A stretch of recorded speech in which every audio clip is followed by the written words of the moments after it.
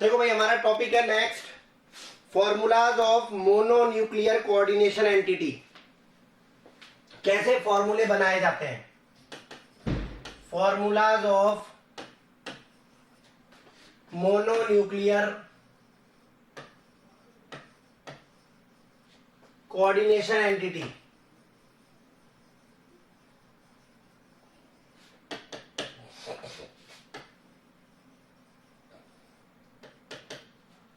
Coordination entity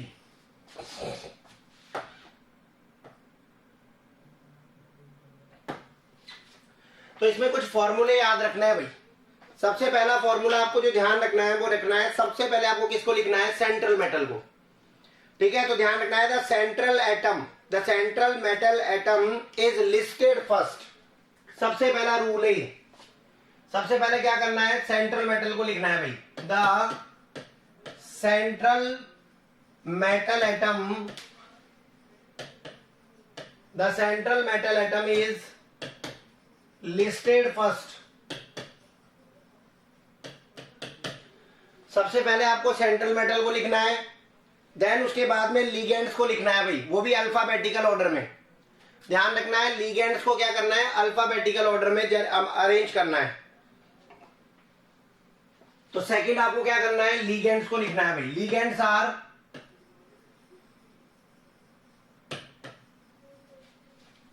are arranged या listed in alphabetical order. Ligands are listed in alphabetical order.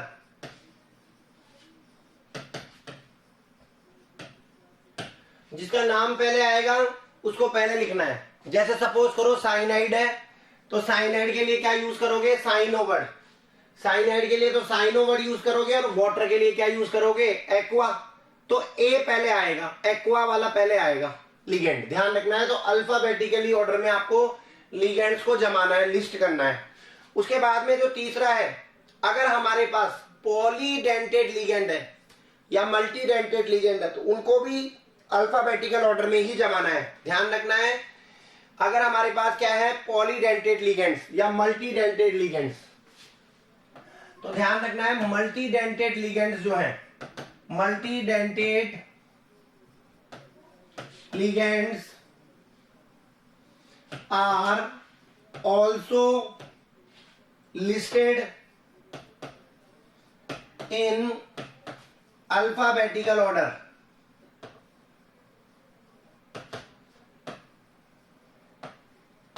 इनको भी आपको alphabetical order में ही जमाना है। उसके बाद में अगर बात करें हम तो आपको ध्यान रखना है, जो फॉर्मूला है जो भी आपके, उसको स्क्वायर ब्रैकेट के अंदर क्लोज करना है भाई। कोऑर्डिनेशन एंटिटी को कहां रखना है, कोऑर्डिनेशन एंटिटी को आपको स्क्वायर ब्रैकेट के अंदर एनक्लोज करना है। तो ये ध्यान रखना है कि जो भी फॉर्मूला है, ठीक है, चाहे उसपे कोई चार्ज हो चाहे चार्ज नहीं हो, ध्यान रखना है उसको कहां रखना है, स्क्वायर ब्रैकेट के अंदर। तो ये ध्यान रखना है, formula of entire coordination compound, formula of entire coordination entity, formula of entire coordination entity, whether it is charged, whether it is charged or neutral, चाहे उस पे कोई चार्ज हो चाहे वो न्यूट्रल हो, is enclosed in square bracket. चाहे उसके ऊपर कोई चार्ज हो चाहे चार्ज नहीं हो, उसको कहां रखना है, स्क्वायर ब्रैकेट के अंदर रखना है। उसके अलावा आपको ध्यान रखना है यदि हमारे पास कोई मल्टीडेंटेड लिगेंड है तो उसको भी हमें छोटे ब्रैकेट के अंदर रखना है भाई, पैरेंथेसिस में।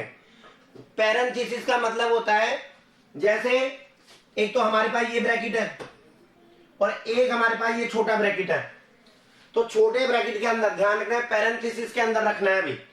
अगर हमारे पास क्या है, इफ ठीक है, there is a multidentate ligand. अगर हमारे पास मल्टी डेंटेड लिगेंड है तो उसके फॉर्मूले को भी आपको किस में रखना है, स्क्वायर ब्रैकेट के अंदर, मतलब पैरेंथेसिस के अंदर। तो ये ध्यान रखना है अभी।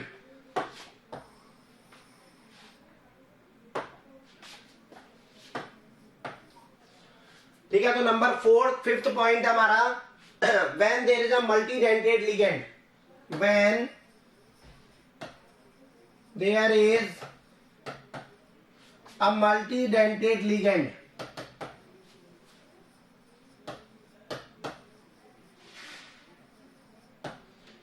when there is a multidentate ligand, their formula या its formula is also enclosed in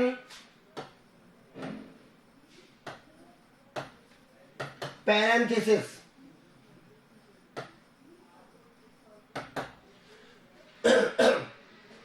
उसको भी आपको पैरेंथेसिस में रखना है अभी।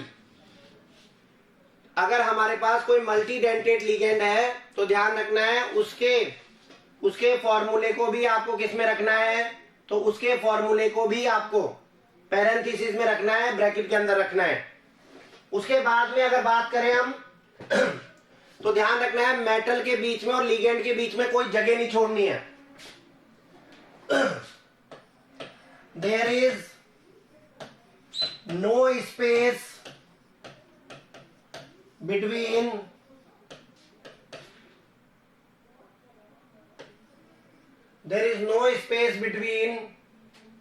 metal and ligand। मेटल और लिगेंड्स के बीच में कोई जगह नहीं छोड़नी है, ध्यान रखना है। There is no space between metal and ligands.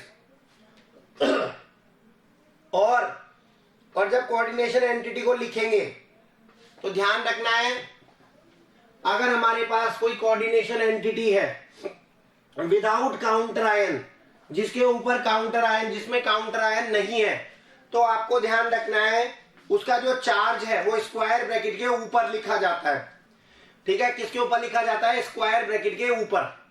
तो when the coordination entity is written without counter ion, when the coordination entity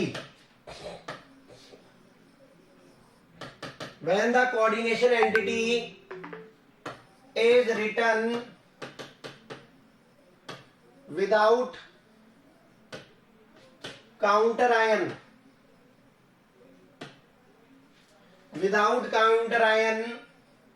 then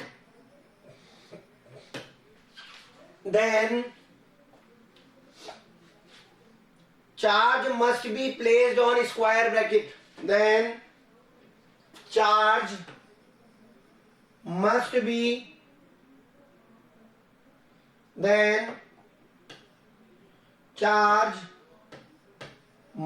be placed on square bracket।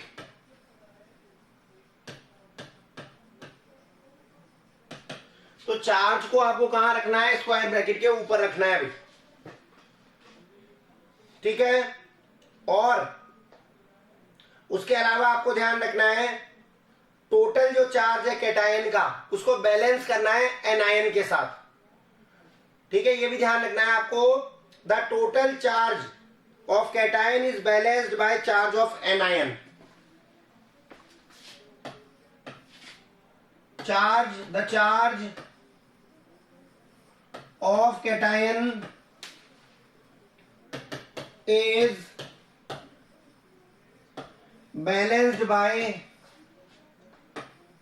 charge of anion। charge of cation is balanced by charge of anion। ठीक है, ये हमारे पास कुछ rules है भाई। अब आपको ध्यान रखना है, फॉर्मूला लिखना है हमें। मैंने आपको क्वेश्चन दिया सबसे पहले, अब आप ध्यान से देखेंगे भाई। क्वेश्चन नंबर 1 क्वेश्चन हमारे पास है, हमें क्या करना है, उसका फॉर्मूला बनाना है।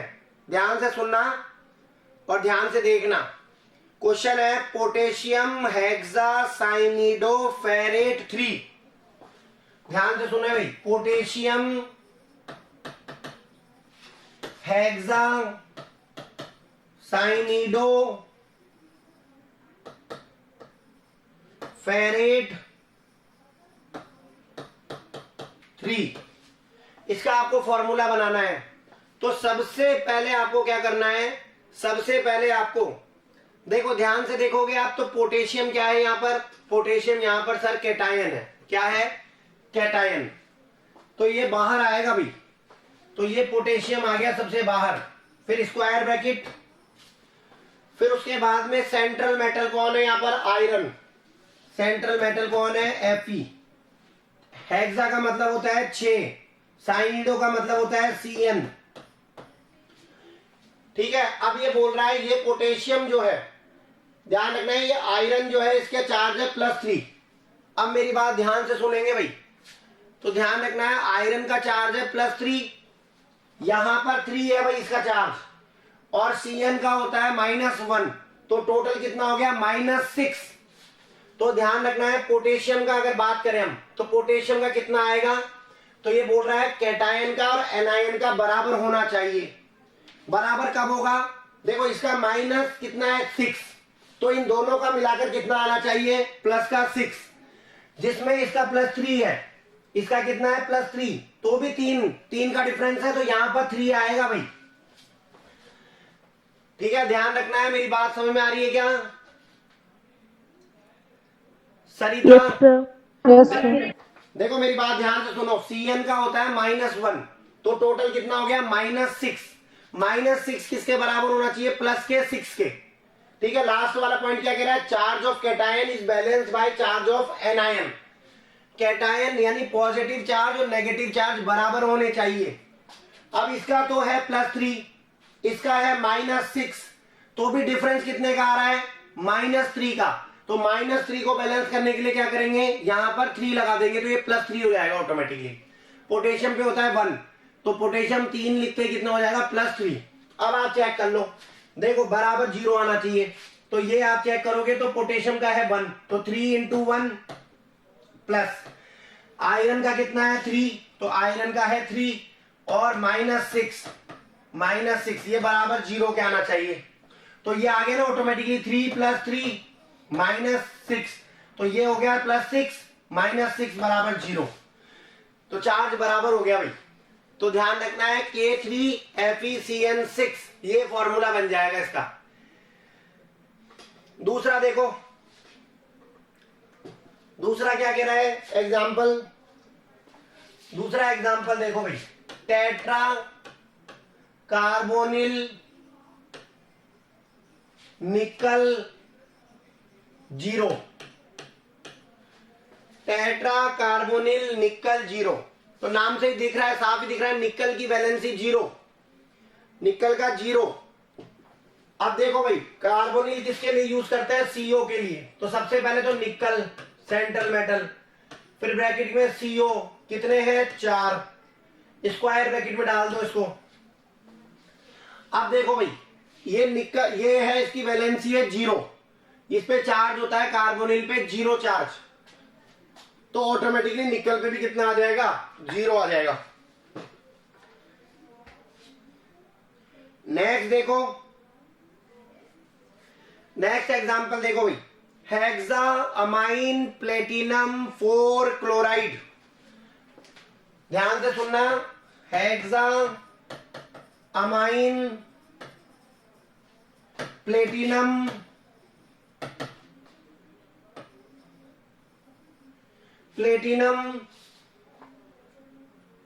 4 क्लोराइड।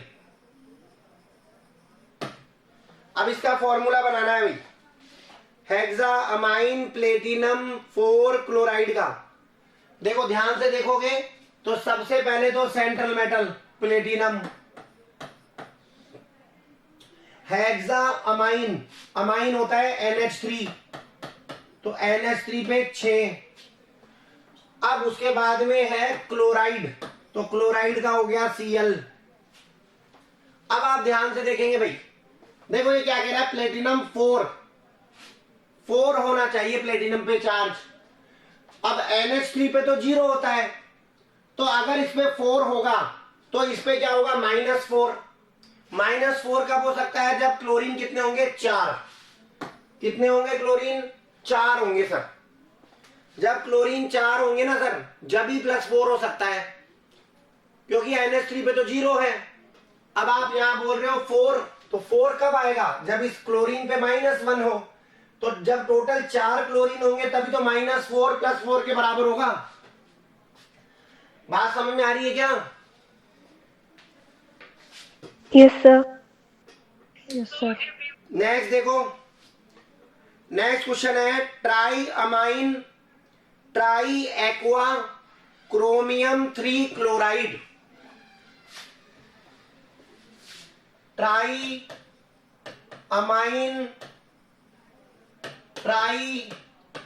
Aqua chromium 3 chloride.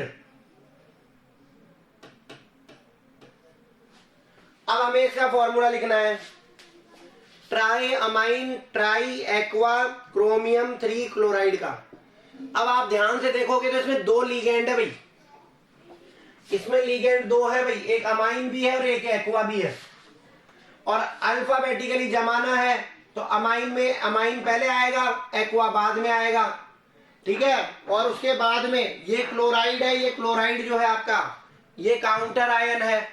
तो सबसे पहले क्रोमियम, तो सबसे पहले तो पकड़ो क्रोमियम को, फिर उसके बाद में लगाओ ब्रैकेट अमाइन, तो NH3 कितने हैं, ट्राई मतलब 3, फिर ट्राई एक्वा, फिर वाटर लिखो, वाटर भी कितने हैं, 3, फिर उसके बाद में लगाओ ब्रैकेट, फिर क्लोराइड है तो Cl। अब आप मेरी बात ध्यान से देखो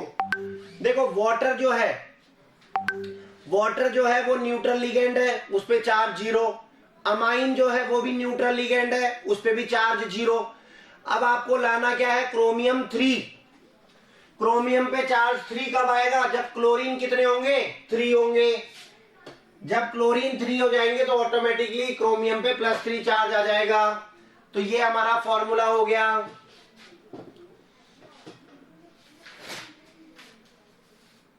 किसको समझ में नहीं आया बताओ भाई, फिर नेक्स्ट क्वेश्चन कराऊं मैं आगे।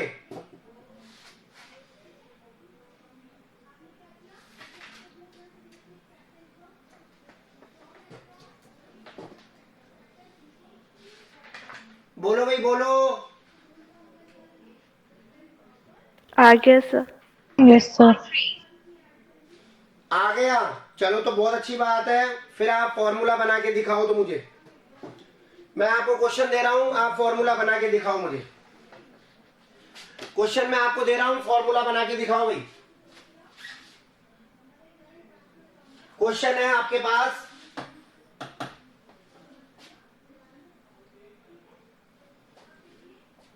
क्वेश्चन है आपके पास पेंटामाइन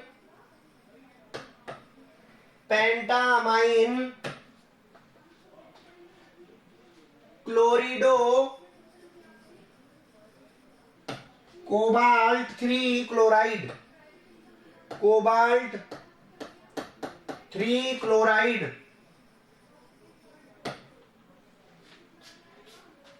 इसका हमें फॉर्मूला बनाना है भाई। पेंटामाइन क्लोरिडो कोबाल्ट 3 क्लोराइड का। सबसे पहले बताओ क्या लिखें,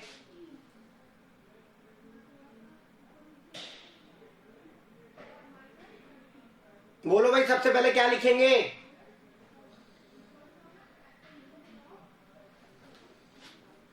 सबसे पहले लिखते हैं सेंट्रल मेटल। सबसे पहले सेंट्रल मेटल कौन है, कोबाल्ट। तो सर सबसे पहले स्क्वायर ब्रैकेट में कोबाल्ट लिखो, फिर उसके बाद में देखो सर अमाइन भी है और क्लोरिडो भी है, यानी 2 लिगेंड है सर, लेकिन अमाइन पहले आएगा तो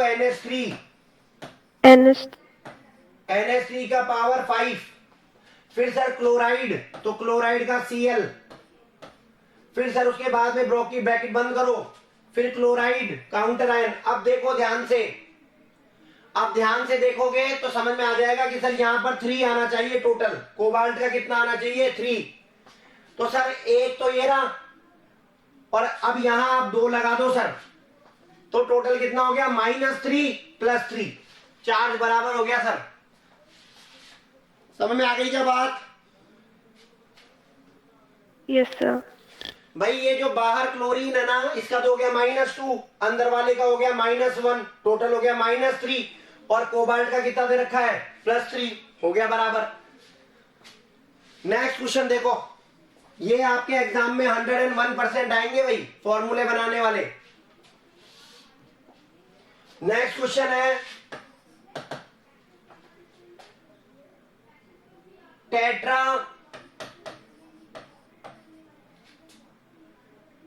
एक्वा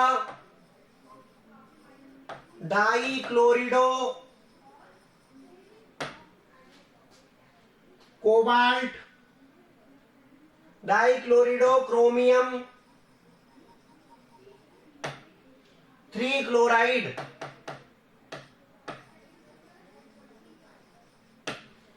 इसका हमें फॉर्मूला लिखना है भाई। Tetra aqua di chlorido chromium 3 chloride. सबसे पहले बताओ किसको लिखेंगे?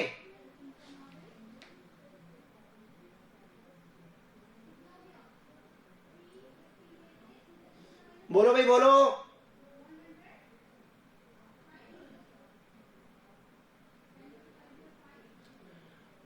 सेंट्रल मेटल कौन सा है इसमें?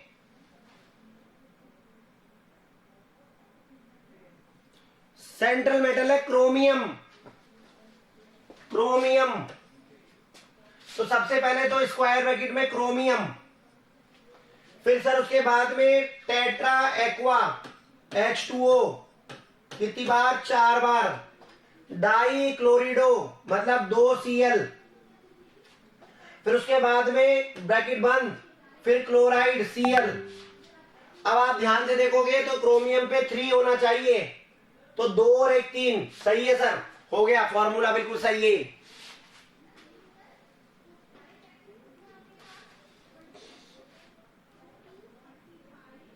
नेक्स्ट देखो potassium tetracyanido nickelate, potassium tetra cyanido nickelate 0। तो सबसे पहले तो क्या लिखना है? पोटेशियम को लिखना है भाई, कैटायन है ये पोटेशियम को बाहर, फिर निकलेट का निकल, फिर टेट्रा साइनो CN 4 बार 0। सर इसमें -4, तो यहां पर +4, तो सर ये हो गया, निकल पे ऑटोमेटिकली 0 आ जाएगा सर। +4 को -4 से बराबर कर दिया सर, 4 पोटेशियम 4 CN, +4 -4 के बराबर हो गया सर, तो निकल पे ऑटोमेटिकली 0 आ गया। K4 NiCN का होल 4। नेक्स्ट है हेक्सा अमाइन प्लेटिनम, ये तो करा दिया, ये वाला क्वेश्चन तो करा दिया भाई, hexa amine platinum 4 chloride. Next देखो, नेक्स्ट क्वेश्चन है di amine silver 1 chloride, di amine silver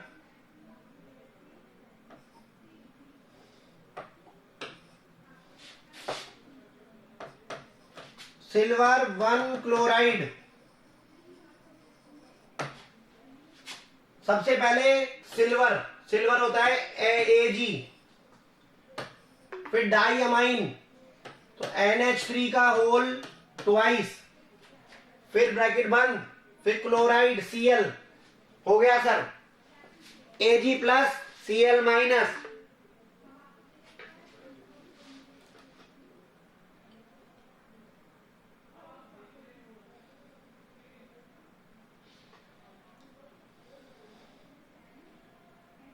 next देखो, di amine silver 1 sulphate, di amine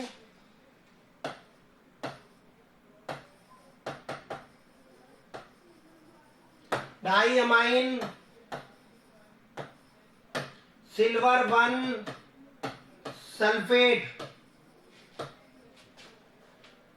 तो सबसे पहले सिल्वर Ag, फिर डाई अमाइन NH3 का होल ट्वाइस, फिर सिल्वर पे आना चाहिए 1, तो सल्फेट पे आता है SO4 पे -2, तो -2 हो जाएगा, तो वो ऑटोमेटिकली +2 के बराबर हो जाएगा भाई।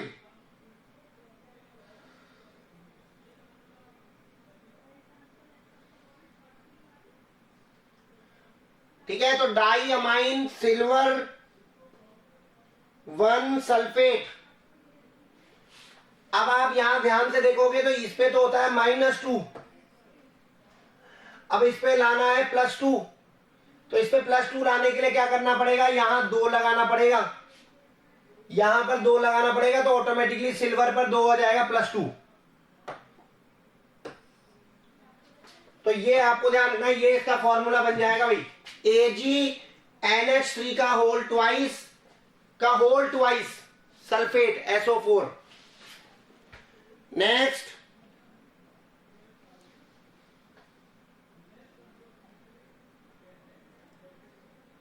Sodium hexafluorido silicate 4। नेक्स्ट देखो, सोडियम हेक्साफ्लोरिडो सिलिकेट 4। सबसे पहले आपको ध्यान रखना है, सोडियम को बाहर लिखेंगे भाई, सोडियम क्या है, कैटायन, हेक्साफ्लोरिडो सिलिकेट, तो सिलिकन हेक्साफ्लोरिडो, ये लो सर, हेक्साफ्लोरिडो SiF6।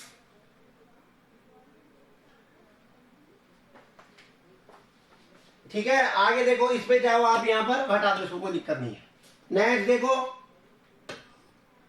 उसके बाद में सिलिकन की वैलेंसी है 4 और 5 इस पे है -6, तो यहां पर आएगा 2, तो ये बन जाएगा Na2SiF6। बिल्कुल सही है, Na2SiF6। सिलिकन पर हो गया 4, सोडियम पे हो गया 2, तो 6 हो गया, प्लस का माइनस का 6 बराबर हो गया।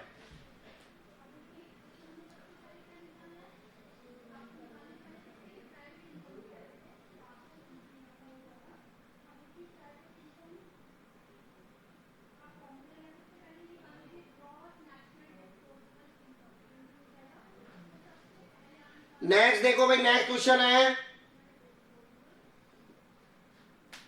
पेंटामाइन कार्बोनेटो कोबाल्ट 3 क्लोराइड। देखो भाई, पेंटामाइन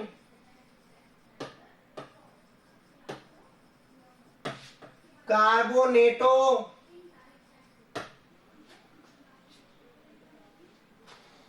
cobalt 3 chloride, cobalt 3 chloride.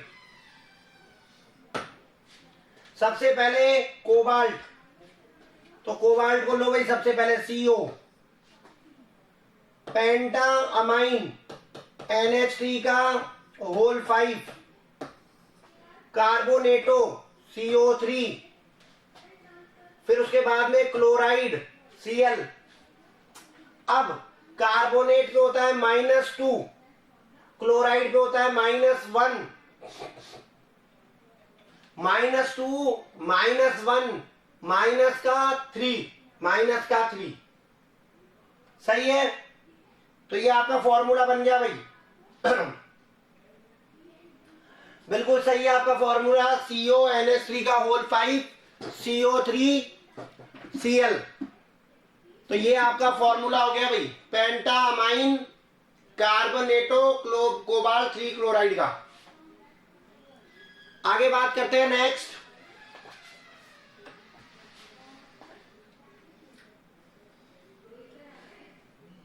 Next question है,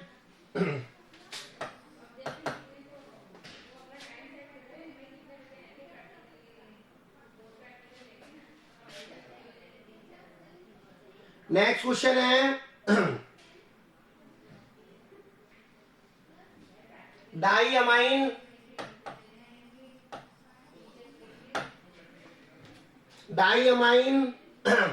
डाईक्लोरिडो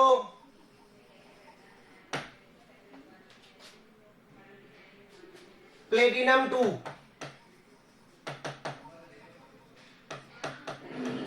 प्लेटिनम 2 देखो भाई, सबसे पहले प्लेटिनम, तो सबसे पहले प्लेटिनम, फिर डाईअमाइन तो NH3 का होल ट्वाइस, डाईक्लोरिडो तो Cl2 ब्रैकेट बंद, इस पे हो गया -2, इस पे हो गया +2, सही है, ये हो गया आपका आंसर।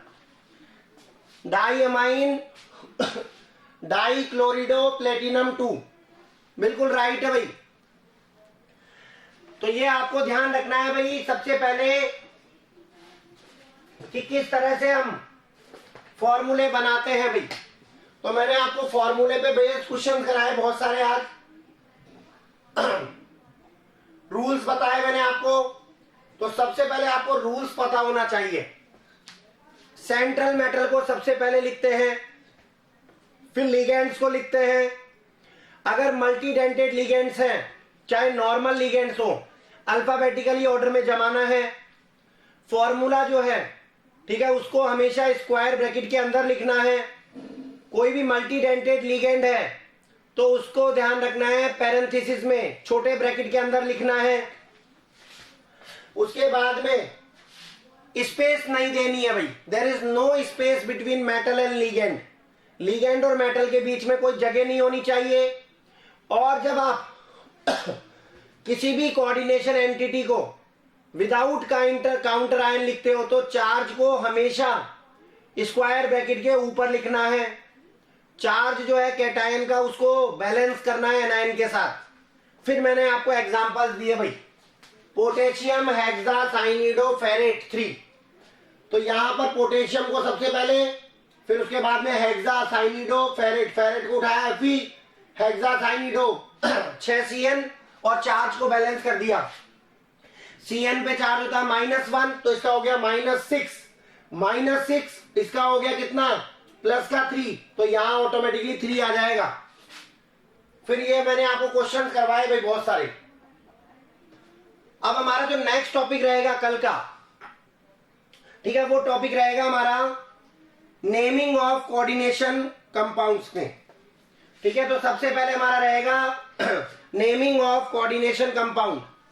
नाम कैसे देते हैं, आज अभी हमने सीखा फॉर्मूला कैसे बनाते हैं, अब हम सीखेंगे फॉर्मूला होगा हमारे पास और नाम कैसे दिया जाता है। ठीक है, नेमिंग ऑफ कोऑर्डिनेशन कंपाउंड, उसके लिए भी आपको कुछ रूल्स पढ़ने पड़ेंगे। ठीक है, तो वो हमारा नेक्स्ट टॉपिक रहेगा भाई कल का। उसके अलावा सबसे इंपॉर्टेंट बात, आपको आपके प्रैक्टिकल रिकॉर्ड जो है वो जमा करवाने हैं भाई। कल या परसों लास्ट मैसेज ड्रॉप कर दूंगा मैं, इंडेक्स मैंने बता दिया है कैसे भरना है। रात को मैंने इंडेक्स भेजा है आप सभी को, ठीक है। Yes sir. हाँ, इंडेक्स को उसी क्रम में लिखना है, उसी सिस्टमेटिक तरीके से लिखना है। एक्सपेरिमेंट्स जो है वो सारे उस पे जो हेडिंग डाली है ना, जिसने गलत डाली है, वो आपको मिल जाएगा भाई। आपको आपके प्रैक्टिकल रिकॉर्ड जो है वो स्कूल में आप लेके चले जाना स्कूल में से। ठीक है, कल आपको दे दूंगा मैं, आज तो नहीं दे पाऊंगा। कल आपको आपके प्रैक्टिकल रिकॉर्ड जो है मैं यहाँ पर ले आऊंगा सुबह। देन ठीक है, तो आप उसको जो है सही कर लेना, जो भी आपको करना है जिसका कंप्लीट नहीं है। और फिर उसके बाद में एक बार में लास्ट सबमिशन लेके, और फिर बस, फिर आपको नहीं मिलेगा record. Okay sir. Okay sir. ठीक है।